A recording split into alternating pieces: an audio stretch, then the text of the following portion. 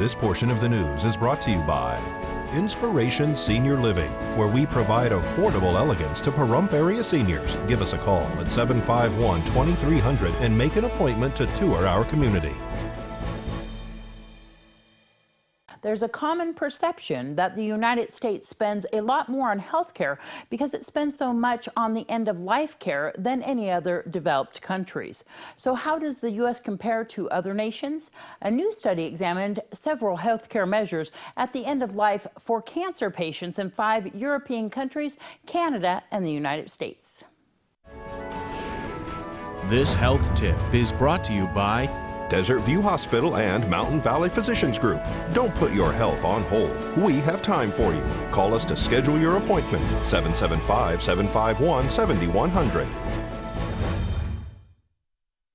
We know that end-of-life care is intensive. We know it's expensive. We know that still too many people are dying in the hospital, even today. The United States is not the worst in end-of-life care, at least when it comes to cancer patients, nor is it the best. Doctors Ezekiel Emanuel and Justin Beckelman from the University of Pennsylvania Perelman School of Medicine and co-authors compared the healthcare experience for cancer patients older than 65 in 6 countries and the U.S. in 2010.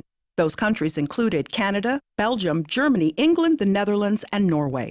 They examined several clinical measures 6 and 1 month before death. The United States and the Netherlands had the lowest proportion of patients dying in the hospital. About 22% of U.S. cancer patients died in hospitals, almost 30% in the Netherlands, and Belgium and Canada had just over 50% of patients die in the hospital. We have the fewest hospitalizations, and we have the shortest number of hospital days of all patients. The U.S. wasn't as expensive as we might have thought or might have predicted. During the last 6 months of life, patients in Norway and Canada had higher hospital costs than patients in the U.S. There was less spending in Germany and Belgium, but the lowest expenditures were in the Netherlands and England.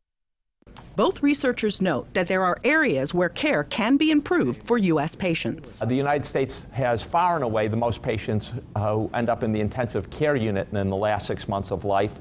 About 40% of patients actually end up in the intensive care unit. They spend the longest time of any country in the world. We also give a lot of chemotherapy to patients in the last 6 months of life. A question is for our patients, if they wrote the chapter about their last 6 months or about their last month, would it resemble the findings that we're reporting? And I'll bet the answer is no. And that means that we have more work to do. Catherine Dolf, The JAMA Report. Thanks so much, Catherine. This study helps set a baseline about how the United States and other countries can learn from each other in order to improve end-of-life care. Kraig Smith was arrested after deputies were dispatched to Wells Fargo in reference to fraud. Upon arrival, the bank manager identified the suspect as Kraig Smith, who they said was attempting to cash a forged check at a teller window. The amount of the forged check was $2,500. The teller noticed 2 different types of handwriting and contacted the issuer of the check, who stated that the check was for the amount of $20. An officer then asked Smith if he had altered the check, in which Smith had said he hadn't, but his friend Tyler had, according to the report.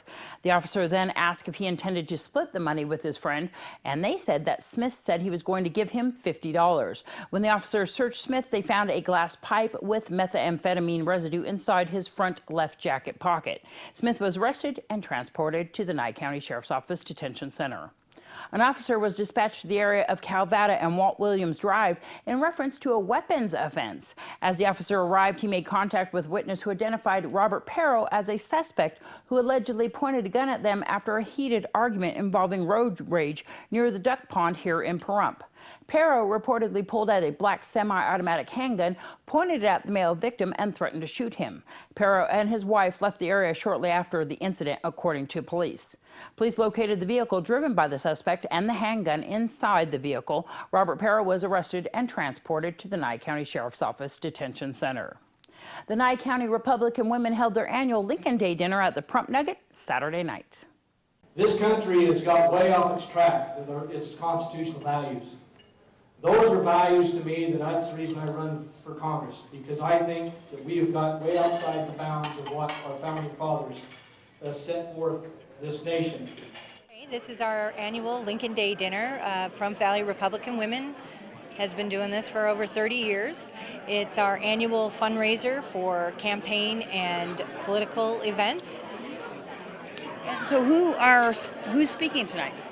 We have several candidates speaking, along with some of our elected officials. We have Senator Dean Heller, we have Congressman Preston Hardy, we have our state senator Pico Cachia, we have our state controller Ron Connect, we have 3 campaigns for president that are representative. We have a speaker for Ben Carson, we have a speaker for Carly Fiorina, and we have a video for Ted Cruz. We have for U.S. Senate, we have a video from Joe Hack, and we have Dr. William Tarbell, who will also be speaking. He's running for U.S. Senate as well. We have some assembly candidates and some commissioner candidates as well. So, like you said, this is a fundraiser. How can people get in touch with or involved with the Nye County Republican Women? We meet the second Monday of every month. We're over at the Nye County Republican office on 160.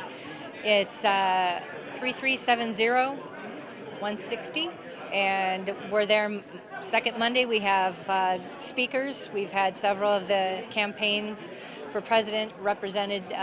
We've had Heidi Cruz. We've had speakers for Ben Carson, Trump. So if they're wanting information, we would love to provide it. They can get in touch with the Nye County Republican Central Committee, can't they? The Central Committee is, it's got a local phone number, and then we also have a website for the Nye County Party, as well as the Pahrump Valley Republican Women. We both have websites and Facebooks and all that. More local news and your weekend sports when we return.